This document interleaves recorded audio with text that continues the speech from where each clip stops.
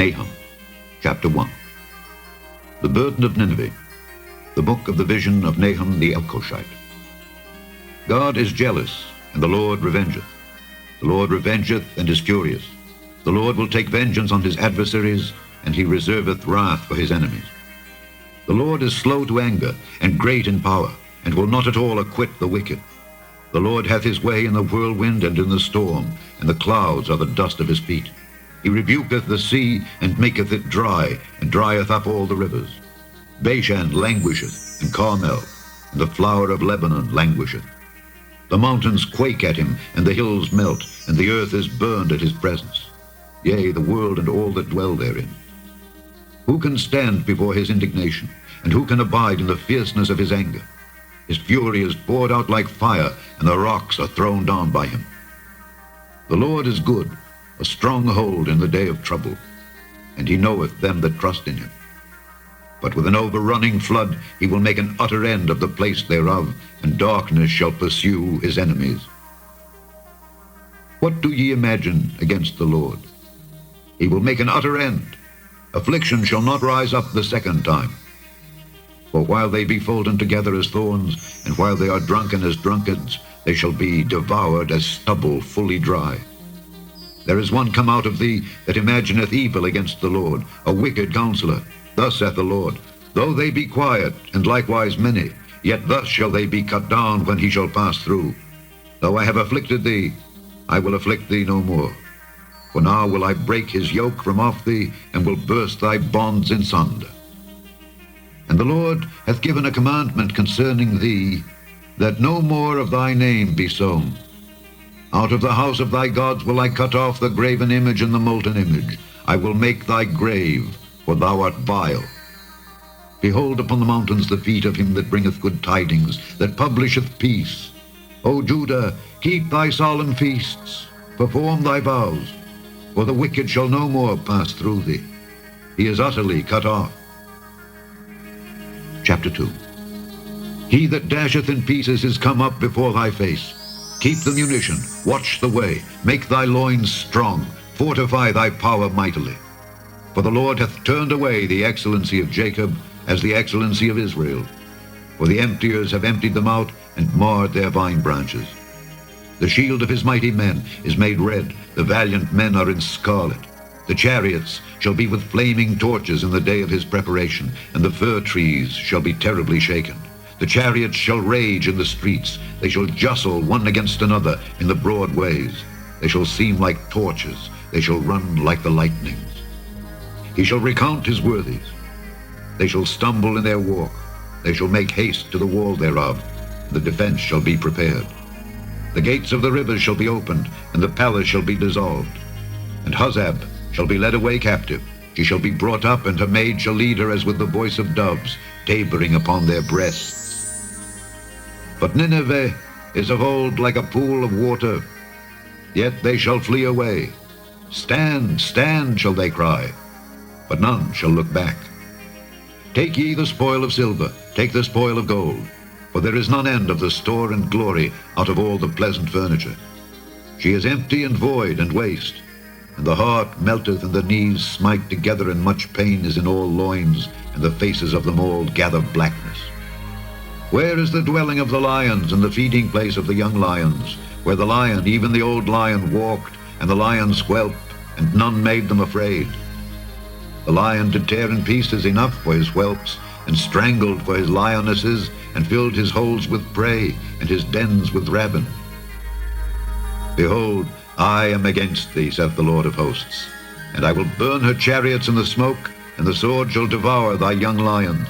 And I will cut off thy prey from the earth, and the voice of thy messengers shall no more be heard.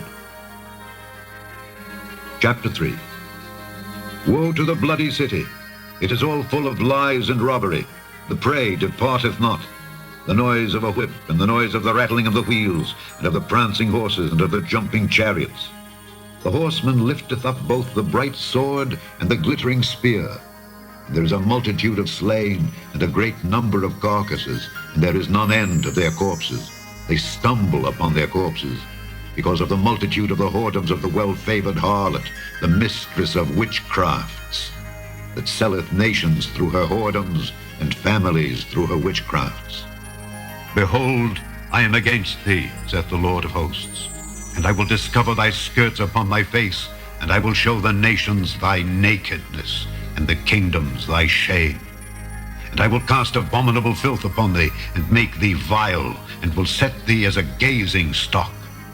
And it shall come to pass that all they that look upon thee shall flee from thee, and say, Nineveh is laid waste. Who will bemoan her? Whence shall I seek comforters for thee? Art thou better than populous No, that was situate among the rivers, that had the waters round about it, whose rampart was the sea, and her wall was from the sea? Ethiopia and Egypt were her strength, and it was infinite. Put and Lubim were thy helpers. Yet was she carried away, she went into captivity. Her young children also were dashed in pieces at the top of all the streets, and they cast lots for her honorable men, and all her great men were bound in chains. Thou also shalt be drunken, thou shalt be hid, thou also shalt seek strength because of the enemy. All thy strongholds shall be like fig trees with the first ripe figs. If they be shaken, they shall even fall into the mouth of the eater. Behold, thy people in the midst of thee are women. The gates of thy land shall be set wide open unto thine enemies. The fire shall devour thy bars. Draw thee waters for the siege. Fortify thy strongholds. Go into clay and tread the mortar. Make strong the brick kiln. There shall the fire devour thee. The sword shall cut thee off. It shall eat thee up like the cankerworm. Make thyself many as the cankerworm. Make thyself many as the locusts. Thou hast multiplied thy merchants above the stars of heaven. The cankerworm spoileth and flieth away. Thy crowned are as the locusts, and thy captains as the great grasshoppers, which camp in the hedges in the cold day. But when the sun ariseth, they flee away, and their place is not known where they are. Thy shepherds slumber, O king of Assyria. Thy nobles shall dwell in the dust. Thy people is scattered upon the mountains, and no man gathereth them. There is no healing of thy bruise. Thy wound is grievous. All that hear the bruit of thee shall clap the hands over thee. For upon whom hath not thy wickedness passed continually? The end of Nahum.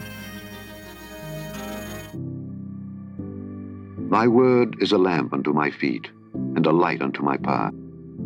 Thy word is very pure, therefore thy servant loveth it.